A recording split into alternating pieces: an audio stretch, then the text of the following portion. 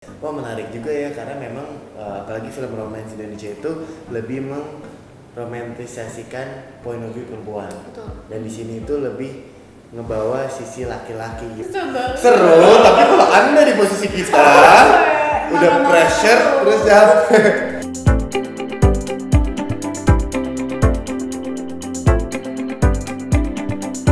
Ini sebenarnya film horor berbalut romance. Kalau misalnya romance pada umumnya kan menceritakan tentang lovey-dovey-nya cinta, jatuh cinta, pacaran gitu. Ini menurut aku bedanya memperlihatkan sisi ups and downs-nya sebuah hubungan. Apalagi di downside juga ya kayak perpisahan gitu seperti judulnya. Mungkin banyak orang itu nggak terlalu mempersiapkan perpisahan dan kita kan juga nggak tahu kapan perpisahan itu akan terjadi. Jadi when it happens itu tuh orang itu pasti banyak sisi kekosongan, banyak sisi vulnerabilitas yang tinggi. Jadi itu sih yang pengen coba diangkat dari cerita ini yang beda menurut aku dari musik-musik lain.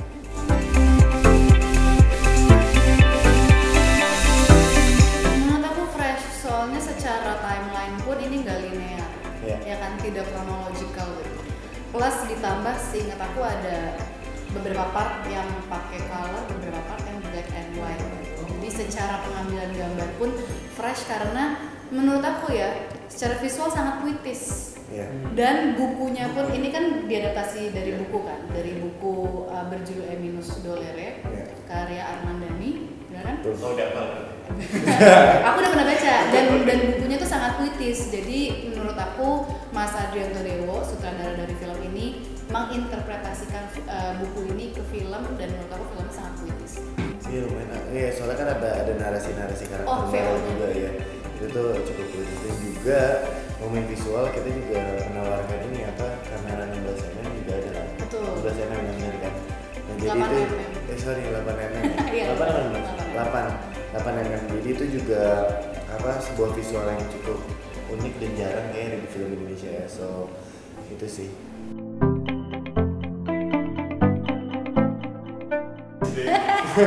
Itu sih menariknya sebenarnya ya. Kayak Natasha tuh orangnya mungkin lebih introvert, kalau gue tuh lebih extrovert. Jadi waktu kita baca skripnya bareng, first meeting dan baca karakternya bareng, kita kayak ini ketuker sih. Ini gue dulu.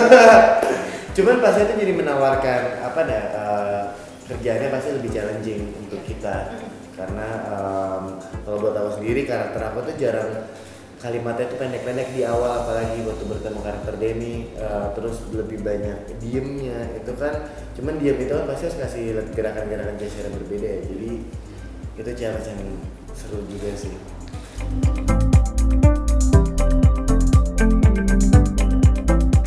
Iya itu sebenarnya aku juga cukup happy sih karena kemarin sempet kayak ngasih ngeceritain tentang cerita ini ke teman sahabat aku dan dia tuh bilang kayak wah menarik juga ya karena memang apalagi film romance Indonesia itu lebih meromantisasikan point of view perempuan. Betul. Dan di sini itu lebih ngebawa sisi laki-laki, gimana laki-laki itu kalau misalnya menghadapi perpisahan itu seperti apa, gimana kalau laki-laki itu nunggu jawaban dari perempuan itu seperti apa.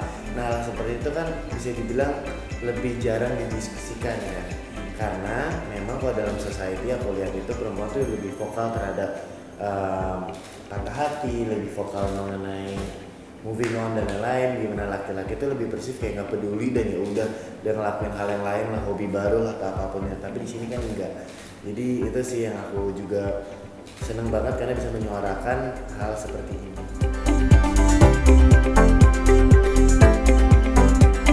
Juga berantem yang di lorong, ada adegan di lorong. Itu sebenarnya juga menarik ya karena jadi kita kan syuting di Jogja. Majority krunya itu kru Jogja yang masih muda, masih berambisi, masih energi, masih kuat, dan kita juga cukup senang karena itu jadi ya kita sama-sama ingin memberikan yang terbaik lah pastinya di set ini gitu loh. Cuman ada satu scene di mana karakter aku sama Natasha itu lagi cukup konflik yang bisa dibilang pecah ya. Itu di lorong. Nah terus tim continuity kan yang memastikan gerakan kita itu setiap shot itu mirip dan sama, jadi editing itu bisa rapi. Itu minta plek ketiplek itu sama. Biasanya ada beberapa director lain itu yang kayak membebaskan, jadi kita bisa fokus sama emosi dan dialog. Itu kita ingat banget sih, thank you banget sampai kayak kita berdua kayak pegangan kayak ayo bisa yuk. Soalnya nih bayangin ini sebuah lorong panjang dan lorong itu kayak ada sekat-sekatnya gitu kan, kayak ada tiang-tiangnya gitu. Jadi di tiang pertama ini dialog ini, terus aku ada gerakan duduk, ini si Dava ada gerakan apa, terus kita jalan juga, kamera juga ikut jalan ngikutin gitu, jadi tracknya panjang gitu.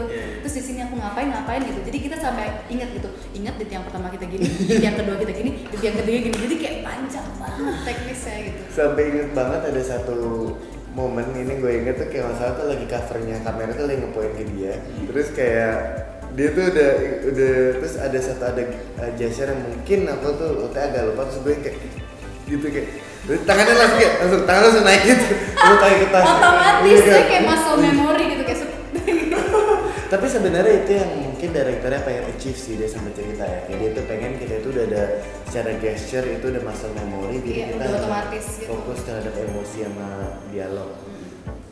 Seru, tapi kalau Anda di posisi kita udah pressure terus jawab. Itu berapa lama itu kira-kira? Seharian? Enggak. Kayaknya scene malam kan itu ya? Ya, cuman kita inget banget itu cuma satu scene malam. Kayaknya bisa makan malam, kayak ngambil take jam 7, kita kelar jam 11 lah. Itu satu scene. Satu scene.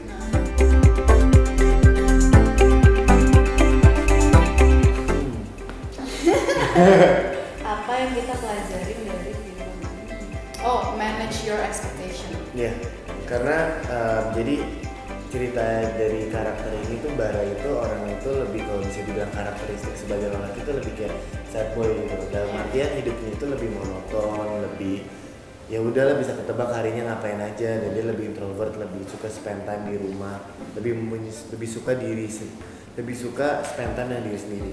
Karakter Demi kebalikannya, gue sangat happy go lucky, gue mencari pengalaman, gue spontaneous gitu, kayak bisa dari Jakarta ke Jogja, terus kayak mau kemana ya, bosan ke Bali gitu, suka-suka. Menurut gue bisa relate ke semua kalangan, soalnya gue merasa pasti semua orang pernah ngerasain ditinggalkan dan meninggalkan, pastinya.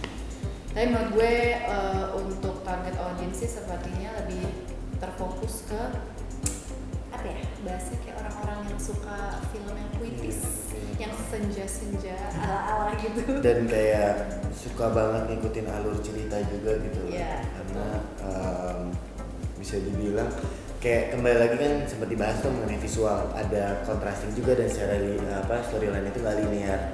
Jadi kalau misalnya nggak fokus nontonnya tuh bisa bingung kayak ini kok ini gimana ya? Ini pas bagian apa ya gitu sih.